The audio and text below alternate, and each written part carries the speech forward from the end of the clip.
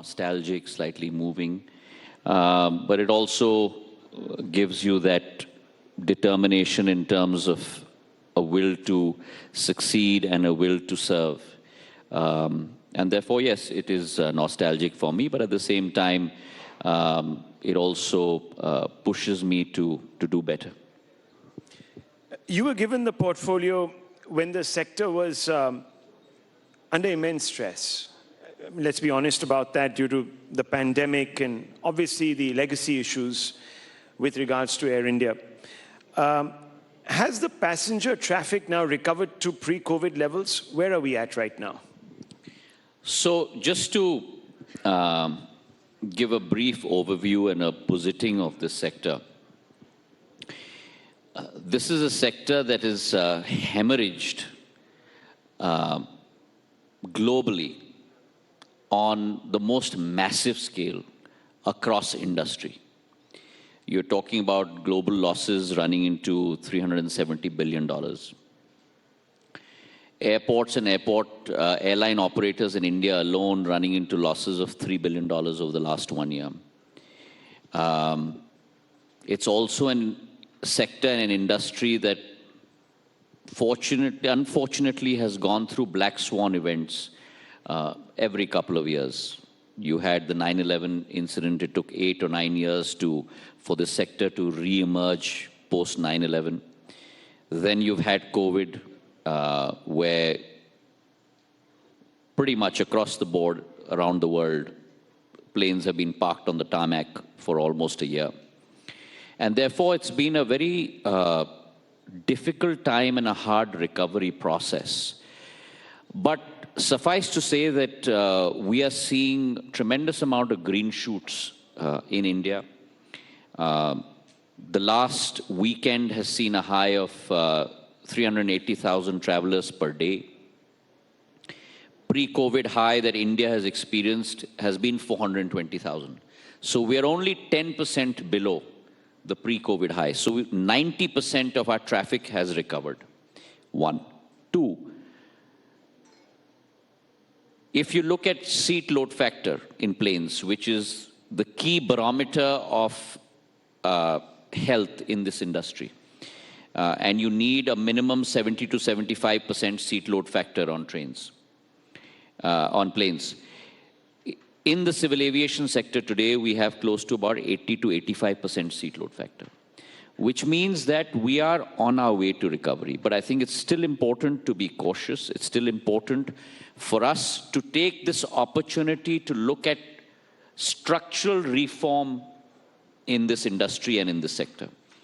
And the last 50 to 60 days, ever since I've taken over, that's where I've spent most of my time. Understanding the pain points of all the stakeholders within this industry. And mind you, what appears at first brush to be the important sectors within this industry, mainly airlines and airports, there's much more to this sector. Very much like auto, there is an ecosystem here. And India today is in a position, a ripe position, to ensure the flourishing of the aero ecosystem in India as well. And that comprises of much more than airlines, much more than airports. There is the area of MRO, there's the area of cargo, flying training organizations, ground handlers, regional airlines, helicopters, aircraft manufacturing. And so my mandate is not only as civil aviation minister to look into the growth of airlines and airports, but also across the board, the whole ecosystem, which is what I'm concentrating on. It's interesting that you refer to all these other sectors, and we'll come to that in just a few moments. But how do you sustain demand, especially from passengers, when you always have the fear of a third wave looming somewhere in the background? Now, have you learned, obviously, lessons from the 2 previous waves in trying to minimize disruptions? And if so, what are some of these? These events are beyond disruptions. They're cataclysmic events. which have the capacity to destroy industries, right? They are in legal parlance, which one would almost call force majeure events. When these sort of events happen, and they probably happen once in a century, that whole sector gets shut down. For me, what is most important is to ensure that the resurgence that has happened is something that is a continuum. Yeah. And for that, I have to look at both demand side factors and supply side factors, with my background as an economist. On the demand side, I have to make sure that I look at access, inclusivity, affordability. And that can only be done, on the one hand, through higher penetration. And this sector is very akin to the revolution that we saw in the telecom sector in the 90s. And if you all remember that there was a time when we had none of these mobile phones in India, and analog nor digital. True. And you initially had 5 main metros that went out on a bidding system. And that was a very low volume, low margin, high cost game. And today, telecom has transformed itself into a high volume, low margin, low cost game. The similar change is happening in civil aviation, where through very high penetration levels, high capacity expansion, you're actually seeing a high volume, low margin game play out.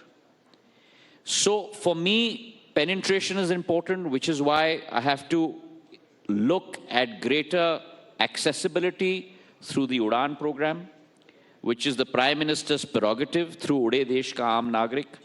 His thought and his mission and his vision, which was ki Hawai Chappal wala bhi Hawai Jahaz se safar kare. And that has been made possible through UDAN. And there are some amazing stories within that envelope. The fact that you have airstrips now in small tier 2 cities like Darbhanga, Jharsuguda in Orissa, which post-World War II had been wiped off the aviation map. And today they have a very healthy demand of over 2 lakh travelers per month. Great connectivity, all because of UDAN through VGF, Viability Gap Funding. Then you also have to look at the last mile solution, which is not only your Code C aircraft, your Boeings and your Airbuses, but your regional aircraft, your helicopters. So for example, we have a very low penetration per capita penetration rate of helicopters in India. We only have a fleet of 280 helicopters in India. Now that is a huge impetus for the hilly regions, northeast regions, and therefore I've come out with a new helicopter policy, which has really democratized helicopter travel for the masses.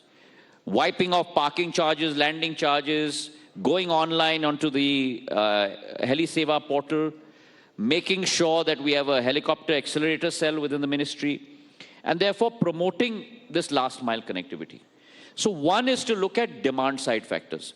The second is to really look at supply side factors, where you look at increasing the scope of airports. And let me put a data point out there for you, which shocked me. And I wasn't aware of this until I took over as Civil Aviation Minister. In 70 years in India, we have built 74 airports from 1947 till 2014. From 2014 to date, under the Prime Ministership of Modi ji, we have built 62 airports. So 74 airports in 70 years and 62 airports in 7 years. So we've gone from 74 airports to 136. And the journey doesn't stop here. By 2024-25, we will have built airports and heliports together, a sum of 220 heliports and airports together. That's the penetration that we seek to create. And we need to move away from the glitz and glamour of a Bombay and a Delhi and a Bangalore and a Chennai. And we need to move to tier 2 and tier 3 cities. Because that's where you're going to get the greatest demand, greatest connectivity from. And just to give you a perspective of where we are going in civil aviation. Civil aviation traditionally has always been known as an elitist form of travel. True. In the last 7 years, नागर विमानन क्षेत्र का लोकतांत्रिकरण हो चुका है, प्रजातंत्रीकरण हो चुका है. The democratization of travel through air has happened. And why do I say that? Today, if you look at rail services which are between beyond 6 to 8 hours, the price of ticket on a second AC rail fare, which is your nearest comparative to air, is 10 to 20% higher than flying by air. And on the other hand, second class AC rail and above, first class and so on and so forth, you have 181 million passengers traveling by rail. Conversely, you have 141 million people traveling by air. Now here comes the trigger.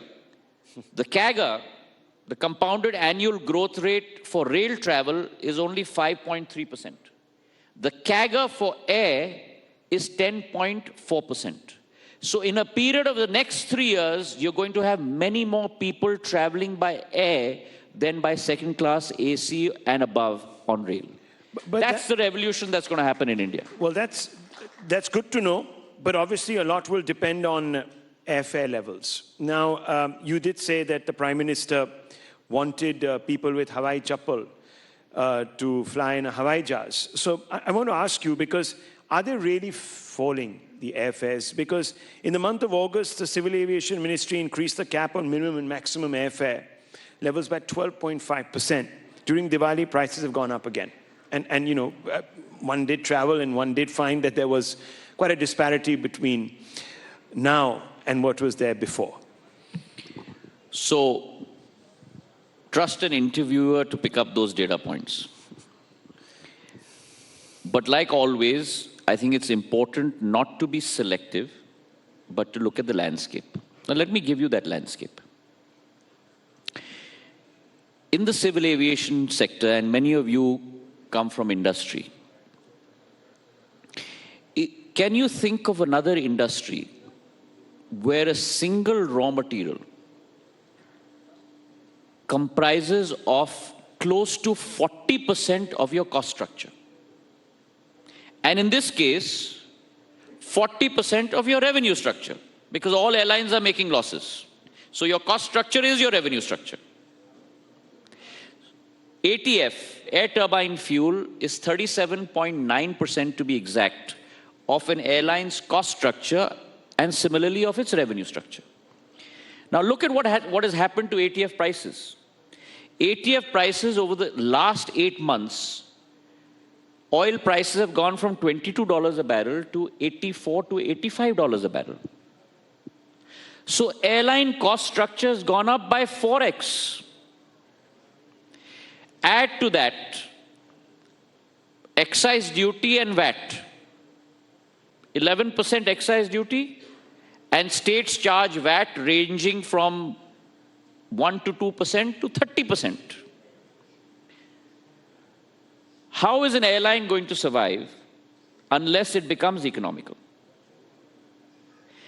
Even that being the case, let me give it to you in writing. And the reason why I raised the airfare bands is because you have to give some level of cushion. When you have a 4x increase, a 400% increase on the raw material side, if you're not able to give a 12.5% increase on the revenue side, then you and I won't have an airline to board tomorrow.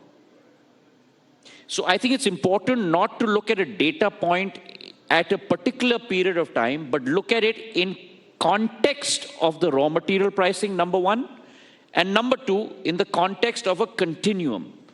And today, my bet is that airline prices are one of the lowest in the world. If you look at it over the past, take out the COVID period, but pre-COVID period, in terms of a mode of travel compared to any of our neighborhood areas.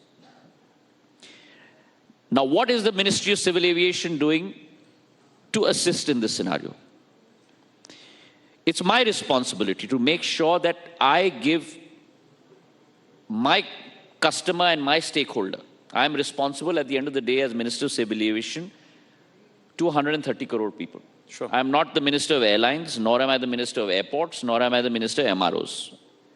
I am responsible to my end customer, to be able to give them a choice in terms of pricing as well as in terms of a value, in terms of a service delivery mechanism. So my effort is to work with states to be able to reduce VAT. In the last 4 months, I've written to 25 chief ministers, making them understand how this VAT is actually holding states back in terms of connectivity. And I must place on record here that many forward-thinking states and leaders of chief ministers have taken a tremendous step in understanding where we are coming from and lowering VAT. So over the last 40 days, we've been successful, including today, with 6 states: Jammu and Kashmir, UT of Andaman and Nicobar, Ladakh, Uttarakhand, Himachal, Haryana. All 6 states have lowered their VAT on ATF from between 25 to 28% to 1 to 2%. And I salute the leadership of those states that have done that. And as a result of that, the kicker in the last 1 month and 1.5 months has been much greater connectivity to these states.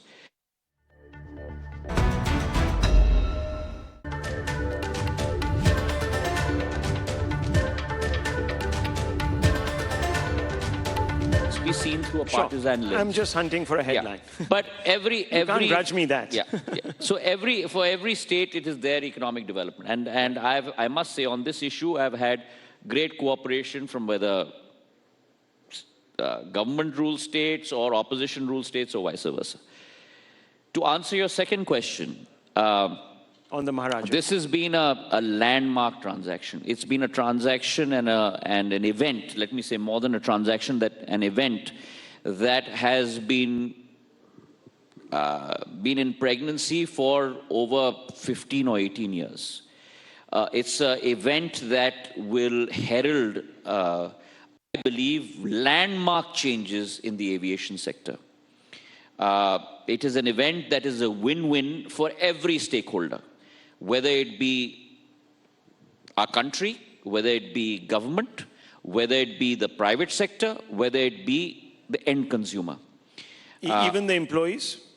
And even the employees So at we'll the end come of the to day. that. But the timelines, where are we right now? So I'm just coming to that.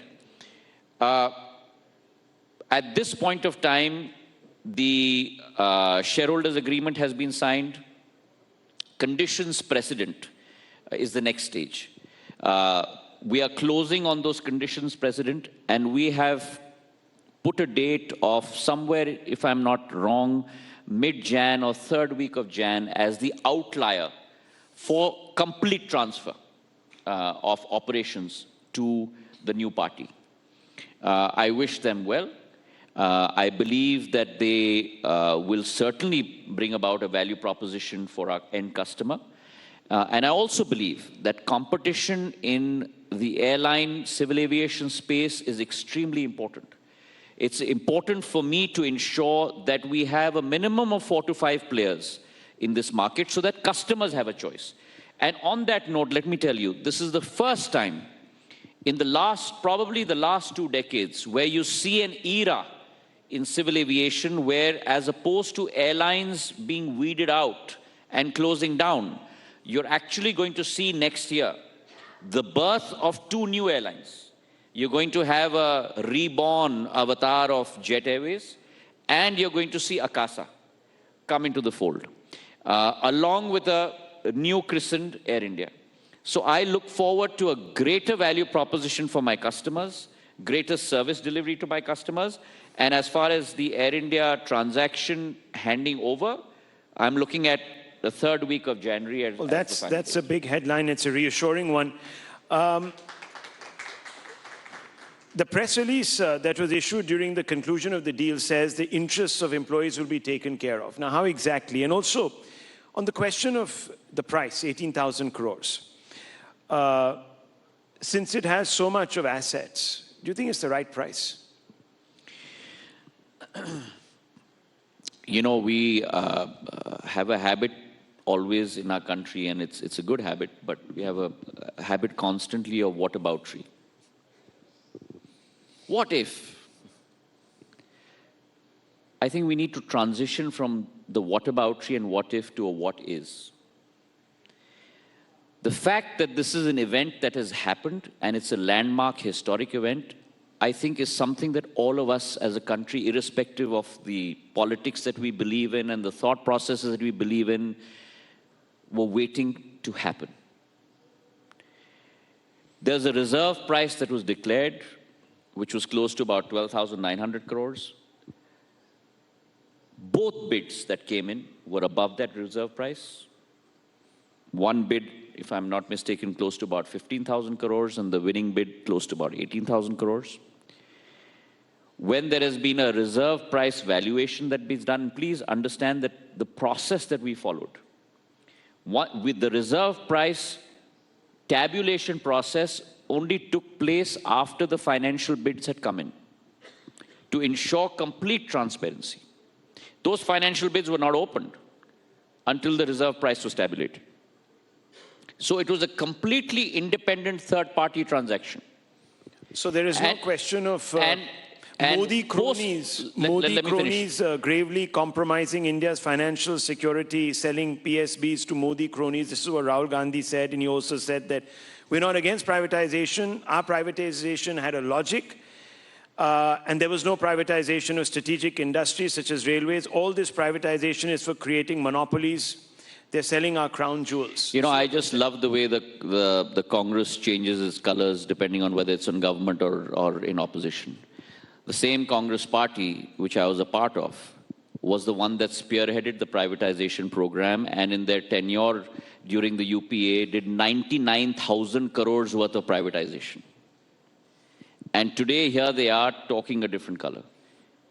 So the question I have to ask to our audience here, a company that was incurring losses of 20 crores a day, and I don't want to get into the raison d'etre for the reason of those losses and the rationale for those losses in terms of the policy steps that were taken during the past government's tenure. And because you were part of, obviously, close to Rahul, I think you've known me long enough. Yeah. I have always called a spade a spade. And on this dais and on many other daises, I've always maintained in life that what is right and what is wrong. And I have, even when I was within the Congress party, certain actions that were taken, which I did not agree with, I made sure that I have to live up to my own conscience and my inner calling. At the end of the day, I have to answer myself as a human being.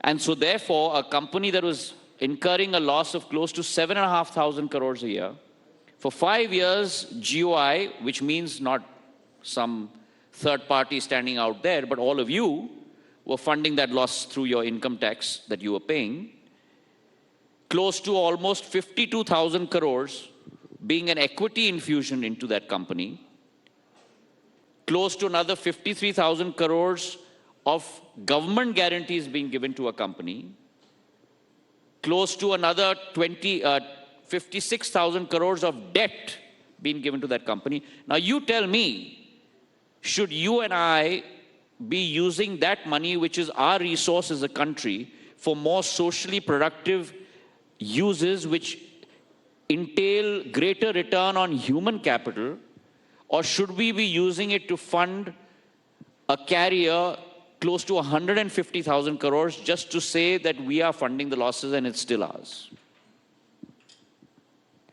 At the end of the day, we have to do what is correct for our country. And I'm glad that under the leadership of Prime Minister Modi, we are taking the right moral decision to do what is right for 130 crore Indians, and we have the courage to be able to do that. Let's talk a little bit about worker interests. You said it's going to be a win-win also for the workers. Now, how is that exactly going to be? So what's really important in any endeavor is to make sure that we take all family members along. And this has been our aim, even with this journey that we have embarked on. Air India and Air India Express together have close to about 13 to 14,000 employees. And one of the things that we did spend a lot of time on is to ensure that we have some sort of safety net in place. So, for example, everyone's jobs are insured for a minimum period of 1 year. Post that 1 year, if retrenchment has to happen, it can only happen through a VRS. Health benefits that employees today enjoy will continually be given to them. The pension funds and the pension that is secured will be transferred to EPFO, and Government of India takes charge of that. Justice Dharamadhikari had passed a judgment in terms of benefits to be given to employees close to about 1,322 crores, if I'm not wrong. That is going to be complied with by Government of India. And so therefore, all of those issues have been taken care of by us.